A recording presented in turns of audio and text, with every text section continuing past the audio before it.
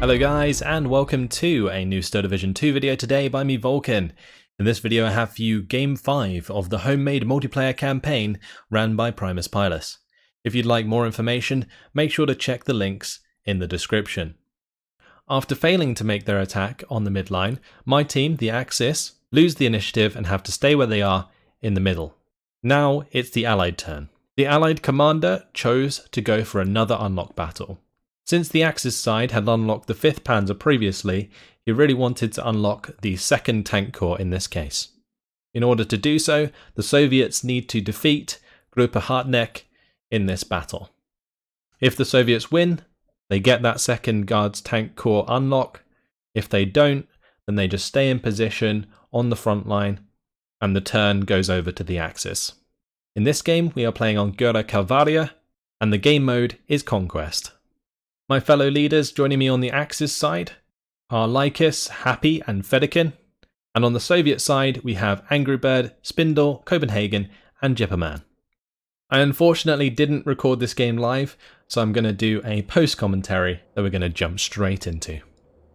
So as we get the game underway, I'm going to start by taking you through my plan for the team. It's probably easiest if I go through player by player, so let's start on the right side here with Happy. Happy's job was to basically just secure the right hand side, not necessarily be aggressive, just hold on to all of the flags on our side of the 50-50.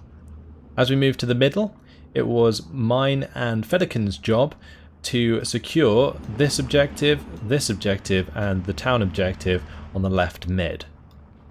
Fedaykin also had the job of supporting LYKAS on the left, and LYKAS with his Vanguard deployment division was tasked with pushing heavily into the left hand side, taking this center objective in the town, the objective on the left hand side, this objective on the right hand side of the left town, and also eventually and hopefully the objective further back. As you can see, we're getting into position. I've deployed a lot of ersatz MGs to try and keep the enemy infantry at bay from distance, and I've also got a bunch of AT guns just hanging about to snipe transports. And you can see the defense in the middle here is actually quite weak, but due to the way that I've set up the units, it actually looks kind of strong, and you can see we're already sniping a lot of these infantry units as they come down the road, because the packs got into position so quickly.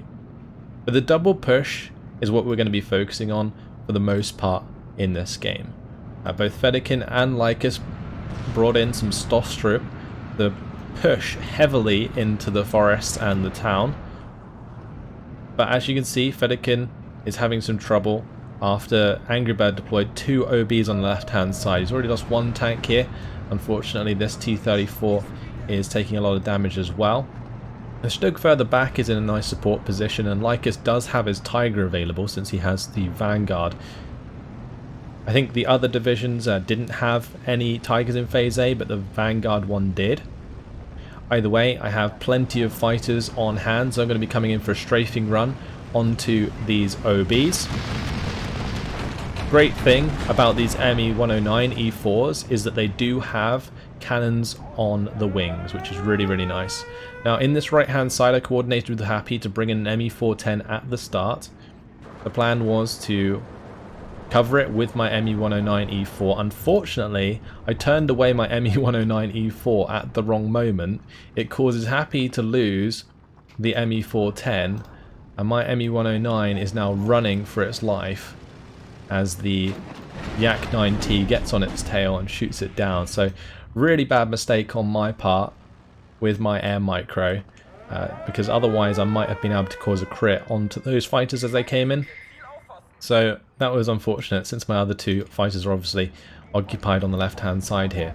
And the Yak-1B Normandy goes for a head on with my ME-109 E4, but since my other ME-109 is still up, I managed to get a little bit of damage in there. LYKAS is coming in with his G6R6 to try and kill that off, but AA is going to force him back there.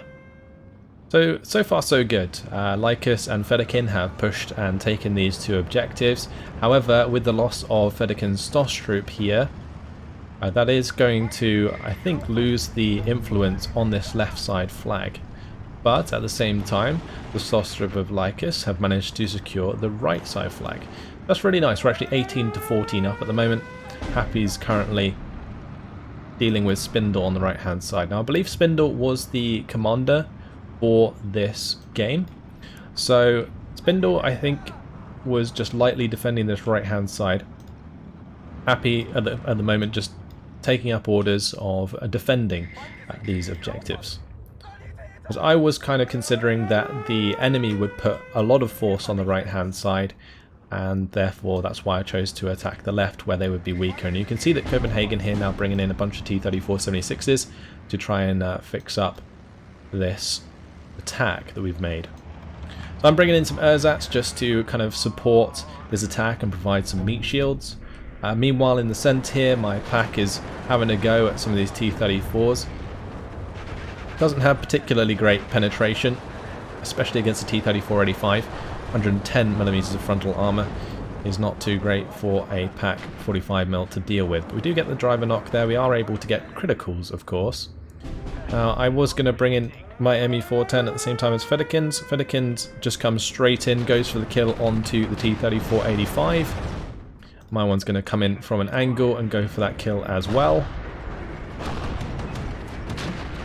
Oh, lovely shot there.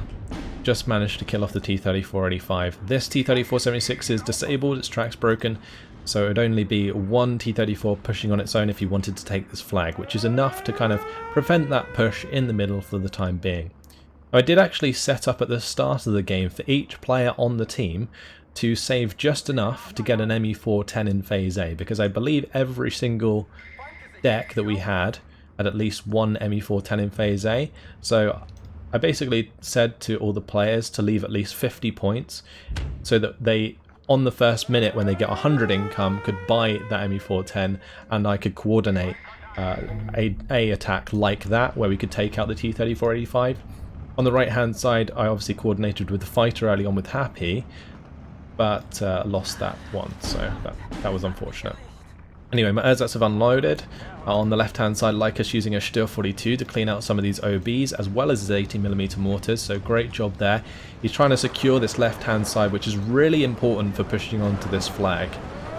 So if you don't control the left, what happens is you get side shot all the time as you try and move across the open here to press into the town. So holding these trees kind of unlocks that right side push.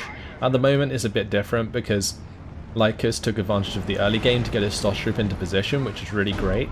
So we are holding on to these flags still, and this Stostrip actually surviving here was the reason that we held on to the crossroads. So great job by Fedekin getting that back into cover and not losing it.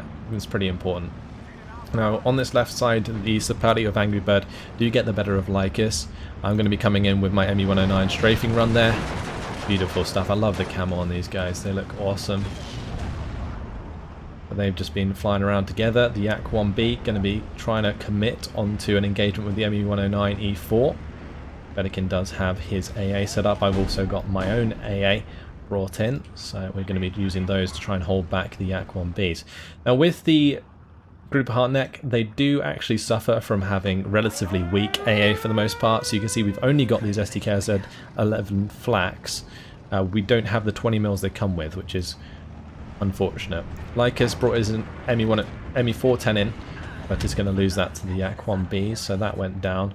And LYKAS is going to not commit with his fighters. His ME109 G6 is going to get out of there. Now potentially a mistake, but I'm going to have my ME109 come in and try and get onto the back of the Yak-1B. The Yak-1B does go down to AA, whilst my ME109 goes down to the Yak-1B. That Yak-1B is in a pretty terrible situation right now though, as it will have to fly all the way back over AA in order to get out. That's only 20 more AA, so probably I might not get the kill, but it's taken a lot of damage trying to get out. If we could get the kill there, that would be fantastic. Meanwhile, there is a quite hard push coming into the centre here. I am defending quite far back, so what they've managed to do on the enemy team is get some infantry into probably these trees that is pushing the influence over the mid objective. But we are still controlling the 3 objectives on the left hand side, which is fantastic. 2 of them are the offensive objectives, so I think this one's on the Soviet side initially, and so is this one.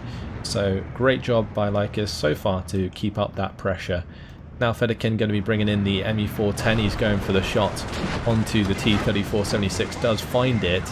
There is now a 37mm here, of course, and that's going to deal rudder damage onto the ME410. It's going to make it harder to turn back.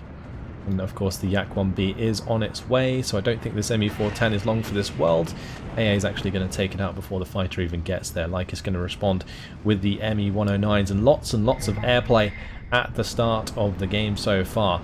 This was a bit of a mismarker here from LYKAS. He's going to lose one of his ME109 G6. Is lucky not to lose a second, as that Yak-1B very easily could have stuck onto his ME109s there and maybe shot down all 3.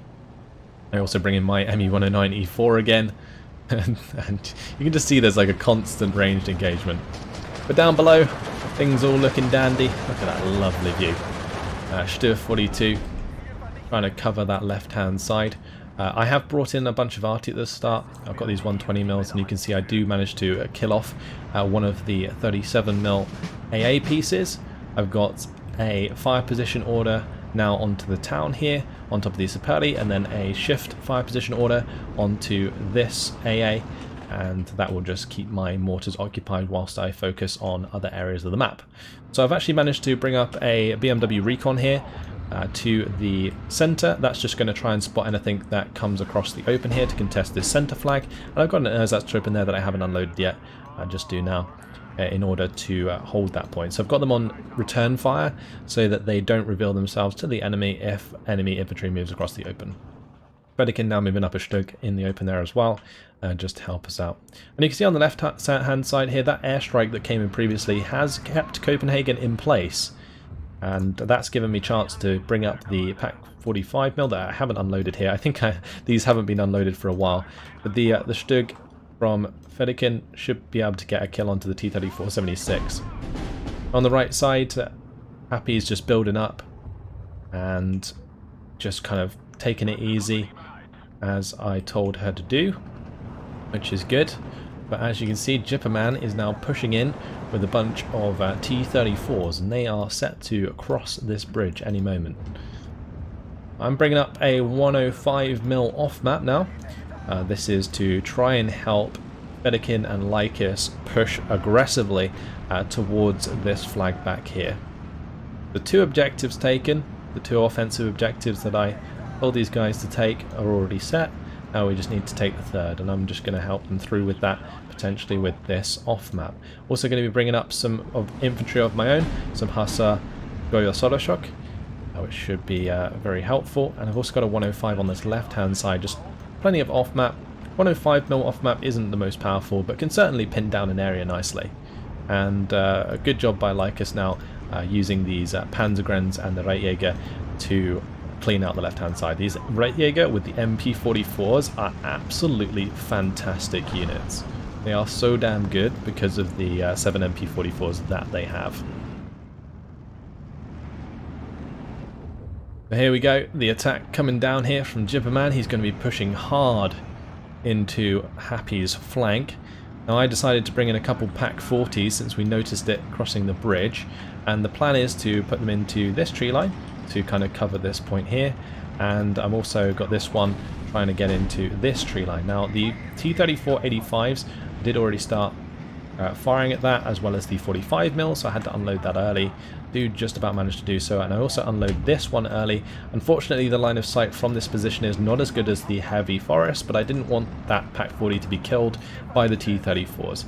Now one T-3476 has already been killed. We just need to try and finish off the rest. Happy tried to bring in a Pak 40 up the road, but it's just getting overrun by the T-34s right now. This Pak 40 also going to get absolutely destroyed by the sheer mass of T-3485s. So Jipperman coming in with a really strong push here, trying to keep my AA in cover. Happy's trying to deal with this the best she can. Tiger is coming in to help out. That's going to get the gun jam we have moved into phase B. So Tigers are now available. I'm going to come in with the ME410. I do manage to get the T-34 Razvedka, which is really nice because it's going to blind a lot of these T-34s to the infantry that Happy's trying to use right now. And none of this has AT, so the right Jaegers are just going to want to get into cover as soon as possible. Also, since a lot of these are now falling back after that ME410 strike and the Tiger, not only is Happy going to surrender a couple of those, but my Pak-40s can shoot them as they fall back. We managed to turret stack and bail out the T-34-76 here, and this one is currently crew panicked and getting hit by APCR shells. ME410 coming in once again for a second round. Unfortunately, lose line of sight onto the T-34 in the trees. But I am just able to keep that flying about since there is no enemy fighters contesting me at the moment, and obviously no AA to cover this push that Jipperman has made. Now these T-34-85s, in my opinion, either should have committed to reinforcing those T-34-76s or maybe came down the other side of the river at the same time. That would have been nice. A sort of pincer on the river would have captured all of these points. But my ME410, yeah, still hanging about, just looking for the target in the trees here so that the Tigers are a lot safer taking that engagement. I brought my own Góra solder shock here to push up. I brought in my Stug 3 G Führer, and that's going to bring in some veterancy for Happy's units. So Happy's done a great job of kind of consolidating and defending against that push on the right hand side from Jipperman. Fedorkin's also brought in a Tiger on the left hand side of the river, as well as a couple of Jagdpanzer 38s, because of course you got to remember we are all on Discord together, we're all talking, so he realizes that he's going to have to help out and defend here as well. So good job by Fedorkin getting some troops in. My ME410's going to try and pick off more T-34-85s. We get the shooter kill. Unfortunately no kill this time around, but the driver kill is nice. My ME109E4 has come in to support. The ME410 finds an IL-2M kill. Very nice indeed. Meanwhile on the left hand side, my off-map has been coming in to help out. You can see off-map currently dropping here. It is relatively concentrated off-map, so if there is any support weapons in here, they will most likely die, and that's what I've managed to do. Should give LYKAS maybe some opportunity to run across and capture that tree line. But we are constantly under like a massive engagement here. I'm trying to use my 120mm mortars as best I can. You can see them firing away again there towards the tanks this time. LYKAS briefly has been pushed out of the town for the time being, and there's a little bit of a push coming in from the right hand side now from Copenhagen. But we are busy cleaning up this on the right hand side as well. Jipperman did push in with a lot of Sapari. If I keep the Hussar Shock at range, then we should win this engagement, but it looks like Happy's already got it covered here. The MP44s at the 200-300 meter range are going to absolutely murder the Sapari, and that's exactly what's happened so far. You'll see as soon as both of these squads engage, boom, the Sapari dead. Of course the Tiger's helping out as well, that's definitely very helpful. Tanker Thessaloniki are in position there to back that up. Really nice mortar fire coming in, actually. It's probably some standard artillery. But yeah, nice surrender. Going to put pressure on the Hussar Goryeo Shock. The R75's going to try and get into cover there, that poor motorcycle. For the Tanker Thessaloniki, they're coming up, trying to get some kills in here. Man's done a good job of getting those pinned down. It's probably Spindle with his artillery, honestly. Yeah, my Hussars not in good shape. Happy's bringing up the Hussar Rock though. They're still pretty damn decent. They're going to do a good job of keeping the front line covered over my Hussar Goryeo Shock, even if they do take a lot of damage and die, unfortunately. But my other squad's going to start opening up, and with the 3 machine guns on target, as well as all of these Feg 31Ms, that should be going in our favour. Now, big old mortar strike coming down here. Going to be smashing the OB and all of these T-34-76s as they try and concentrate onto this flag. LYKAS still putting pressure near it with the Jaeger Pioneers. Unfortunately, they're going to come under a lot of fire and get taken out. But I've got another set of mortars here, as you can see. They're going to be focusing on the Kalwaria DP there, and then I intended to put a fire position onto the left-hand side, but as you can see, I probably messed that up. These guys, though, they are already going to fire at the left-hand side to try and break down the ZIS-2 there, and well, that eventually goes down, I believe, to the tanks here. So good job by LYKAS to clean that up. And of course, Fedorkin is still supporting this. You can see he's got his Tiger E-Fiora in here. It's great to see them working together to try and break down these AT guns that Angry Birds brought in. LYKAS still making ground here. Currently 17 to 15, 16 minutes until a minor defeat for our opponents. So a little bit of an infantry push now coming into the centre. Jipperman going for it again and moving my Ersatztruppen into better positions to take on this engagement. Further back they couldn't engage with the rifles because of the range, but here they can get those Kar 98s on target and maybe we can take out the Kalwaria in the open because they don't have any cover. Nice job from this Stug to cover from the left hand side as well. And in heavy cover versus units that aren't in cover at all, Ersatztruppen can do pretty well. I'm still holding on to the centre section. I was surprised that this didn't have more pressure put on it, but of course we've got 3 players focusing on the left hand side and so have they. Angry Bird, Copenhagen, and I believe, actually maybe it was just Angry Bird and Copenhagen that were trying to defend this whilst Jipperman tried to make ground elsewhere, because of course Jipperman did make this push down this road, but you can see the wrecks here, T-34s all burnt out down the side of this road. Happy's Tiger just sat there victorious, and all of the tanks of Jipperman are further back here now, as they've been forced to retreat previously due to the attacks of Miami 410s and also Fedorkin pushing up on the left hand side with his Jagdpanzers and the Tiger. So here we go, we're going to bring in a bunch more infantry. I'm bringing in some Kosaken here.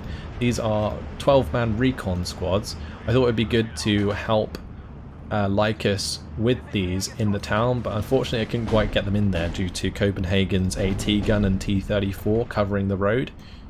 So that was unfortunate. I'm just going to unload those Hussar Goyo Shot, give them orders to push forwards. I was thinking maybe I could put enough pressure onto this flag. Now at this point Happy is basically going to get more aggressive on the right hand side. Happy was saying to me that she didn't think there was actually much here. So just going to continue to build up more forces after previously engaging Jipperman, and then maybe try and make a contest onto this flag, which would have been great. We can obviously push 19 to 13, which would give us a very quick victory.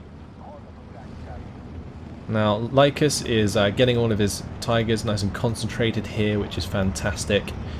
In order to break down the Hartneck with the second guards, what you'd need is like a massive concentration of T-34 85s. And I don't think at any point except from when Jipperman played up here did we see that. And unfortunately for Jipperman, this engagement is just never going to work out for him.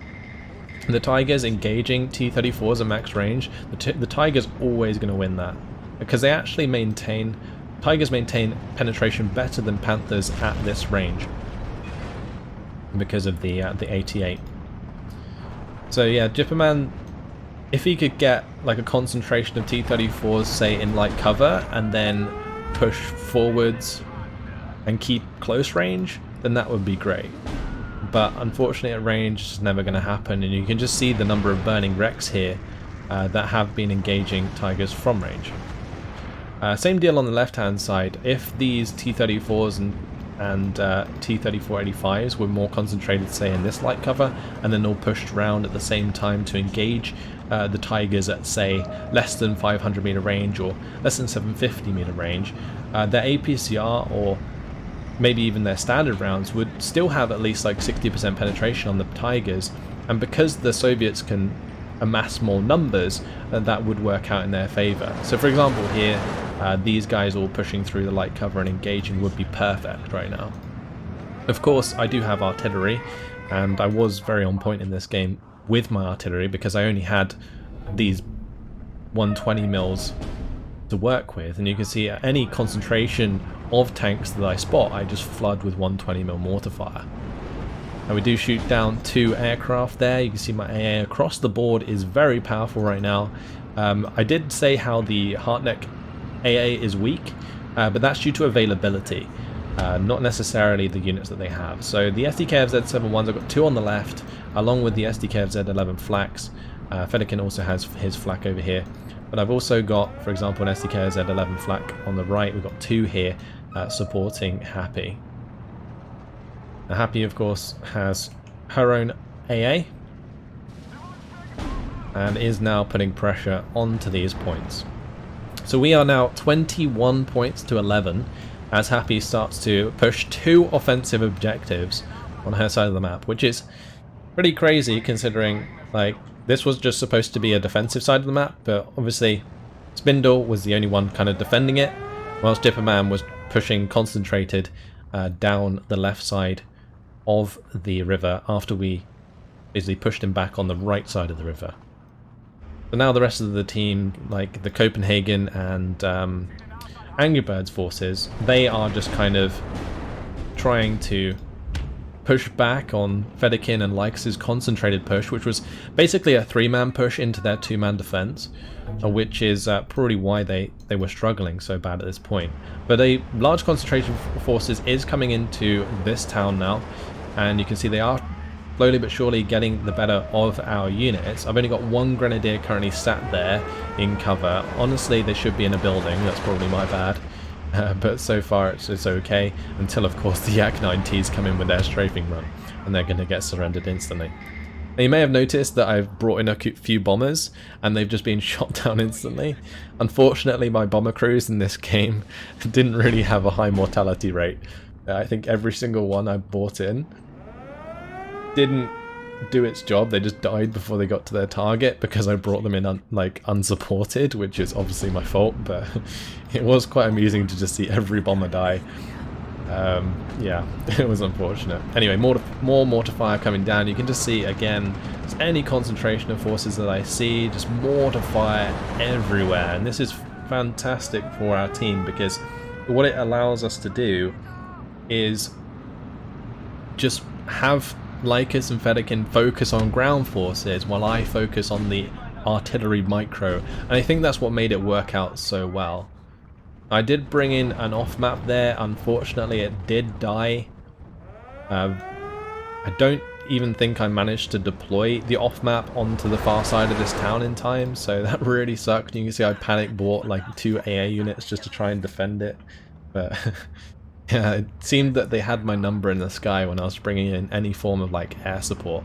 But on the ground, they can't do anything about my 120mm mortars unless they purposefully counter-battery them. One thing that I haven't actually mentioned in the other games, because I haven't been doing post commentaries, is that there is a rule in this entire multiplayer campaign that we were running that we couldn't use counter-battery orders. We had to manually counter-battery. So you'll see counter-battery a lot less throughout all of the games so far and the games to come because of that fact. Anyway, I brought in a ton of grenadiers here. As you can see, I spread them out, gave them all attack orders. I want this flag back. It's mine, thank you very much. So 19 to 13 as we do manage to contest that briefly. Happy's doing work on the right hand side, pushing very aggressively towards Spindle now, supported by Tigers and all this stuff, and this is really stretching the opponents thin because they were already on the back foot on this left hand side, and now Happy's getting aggressive on the right hand side. Now, previously we did see a bunch of T-34-85s here, and it was a really good idea to try and kind of kill off these Tigers. Really nice ambushing shot there as well from Angry Bird. This is basically what they need to do to break down the Tigers, and then they can push back, because if you look in total, there's not actually too many Tigers left at this point on the field. You've got 1 Tiger on the left here, there's 1 Tiger here. They are of course supported by these Jagdpanzers and T-34s, but the Tigers are what matter, because the T-34-85s can engage anything else that LYKAS and Fedaykin have at range. So the Tigers are the ones that need to go first, and there's only 2 on this left side right now. A third one is on the way. This is like the time when they would like to push, but of course my artillery is keeping them pinned here, and it's allowing my Góra solo shock actually to just continuously engage infantry there. And my infantry push into this town has worked out so far. We're breaking down Copenhagen's units here, and I've also managed to get the better of this flag since I mortared the far side, so we're now 22 flags to 10. large concentration of forces now on the left side of the river from Jipperman. He's concentrating his T-34-85s. This is kind of what you want to see. Maybe spread them out a little bit more, but anything that's not a Tiger you can engage at range. So you can see the Stoke 3 here, his crew killed already. Now this Tiger might just get overwhelmed by the sheer number of units here, but this isn't really the best place to push right now. Fedorkin's going to try and sneak forwards the Pak 40 and get some ambushing shots in here. I'm buying up my ME410s ready to take this out. I think at this point, like, every player on our team was prepared for any push, just because of the sheer advantage we'd got across the map. Since all of the players were investing so much into this left side, like, Happy breaking through the commanders, like, unsupported is going to be like pretty simple. But a great job and great initiative by Happy to get it done. Has actually managed to get up to this point as well, which was nowhere near where I thought we would get on this right side of the map at the start. A triple ME410 push coming in. Oh, look at this. Beautiful. One T-34 down. We're trying to take out that T-34 as well. Do manage to get 2 of them. The rest are slightly pinned. I'm going to have these all retreat because they are obviously coming under AA fire, and also fighters are on the horizon. So they're going to be making a retreat. My ME109 is coming in to try and catch those fighters and fend them off, and that's exactly what it does for the time being. But 50 seconds until victory currently with a 22-10. I've got an SDKFZ-7-1 coming up to help out with the SDKFZ-11 flak. We're going to get plenty of damage there onto one of the Yak-9Ts, shoot one down. Beautiful. Mortars are going to continue to fire away onto this left-hand side. This Angry Bird has now shown his concentration of units, and you can see they have managed to break down all of these Tigers now. The Tigers, Hetzers, they're all burning. But the mass of tanks was not built up soon enough.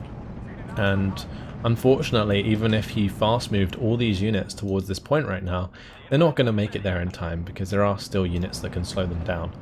For example, the Hasselhock here, and I've managed to get a 100-meter heat shell on top of the T-34-76s, forcing them all to fall back. My mortar fires coming in on top of them, and that would have hit them directly as well. But there we have it, the minor victory in 30 minutes and 48 seconds, and I was very, very pleased with my team throughout this game. They did a fantastic job. LYKAS and Fedorkin worked really, really well to secure that left side, and you can see regardless of KD, they made it work. They got the ground, they made it stick for as long as they needed to for us to win the game. And yes, the 2nd Guards Tank Corps eventually broke down the Tigers, but it was not soon enough. In the late game, the 2nd Guards Tank Corps can completely overwhelm the divisions that we had, or the decks that we had. So we had to get it done. And yeah, great job and great initiative by my team to do just that. Happy finding the ground on the right hand side, and yeah, with my mortar support, it allowed LYKAS and Fedorkin to focus purely on ground micro at the front, and just, yeah, really, really great synergy, I think, was what won us this game. So let's have a quick look at the kills. The 120mm mortars did a lot of work for us in that game. I pinned down loads of units, even managed to get a T-34-76 kill with them. Hasselhock Shoulder Shock, always really good. And the ME410s were vital in popping a lot of the tanks and preventing pushes from happening in places where we otherwise didn't have that many defenses. So, for example, that large middle section where myself and Fedorkin had like skeleton forces was so precarious, because if they at any moment they pushed there, it would have almost, like, with any kind of serious force, like any 2 players came in at that point, we would have broken down quite badly. But they pushed back on our 3-man push, which occupied 2 players. 1 player tried to push through mine and Fedorkin's skeleton defense with a little bit of Happy, and then Spindle was left kind of with his skeleton forces on the right hand side versus basically Happy's full battle group. So our designation of sort of players worked out a lot better overall in terms of strategy in that game, and that's what made it look quite one-sided. But if that game had gone on, say, an extra 10 minutes, the pushback from the sheer amount of T-34s that they had would have started to show. And then that would have maybe flipped the game on its head, and we would have had like another hour-and-a-half game as they pushed us back. But it didn't get that far. We managed to finish it sooner than later, which is fantastic. And, well, that's about it. So, with that battle being complete, the Soviet side has failed to unlock the second guard's tank core, and they're going to stay where they are. It's now going to be the Axe's turn. But that's it from me. Hopefully you guys enjoyed the game. Hopefully you enjoyed the commentary. Let me know if you prefer the commentary or if you prefer the live games. I do have another post-commentary coming for you guys for the next game, but then the following games after that will be back to live commentary. So there we go. That's it for now. Thanks for watching, and I'll see you in the next one. Goodbye.